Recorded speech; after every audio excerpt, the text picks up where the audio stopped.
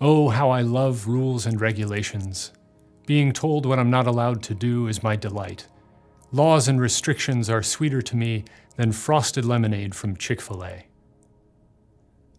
How many times have you heard people talk like that? Employees rejoicing in workplace regulations, or high school students extolling the dress code and laws against underage drinking, or small children praising their parents for limiting their screen time or making them eat vegetables. Pretty much never, right? We don't like rules.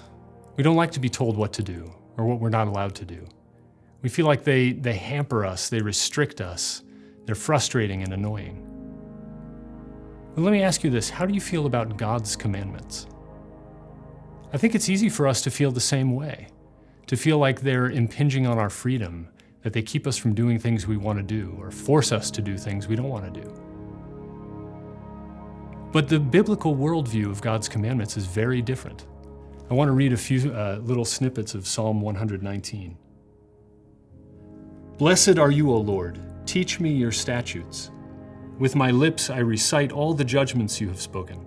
I find joy in the way of your testimonies more than in all riches. I will ponder your precepts and consider your paths. In your statutes I take delight. I will never forget your word. Lord, teach me the way of your statutes. I shall keep them with care. Give me understanding to keep your law, to observe it with all my heart.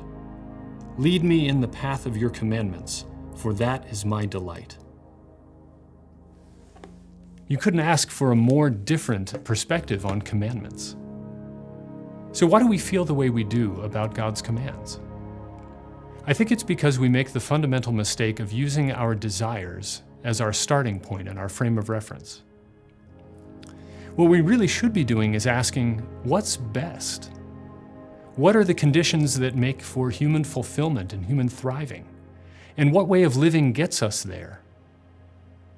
Here's an example. Imagine if every person in the world always obeyed the 10 Commandments. If no one ever lied to anyone else, anything they said was the absolute truth.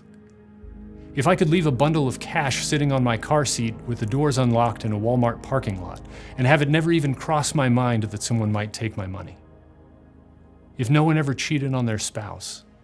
If murder was a word we didn't even understand what it meant because we'd never experienced it. What a world of peace and joy that would be.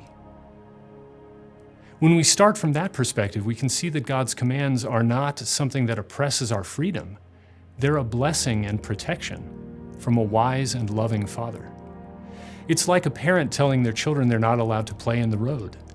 In paragraph 2057 of the Catechism, it says, the Decalogue must first be understood in the context of the Exodus, God's great liberating event at the center of the Old Covenant.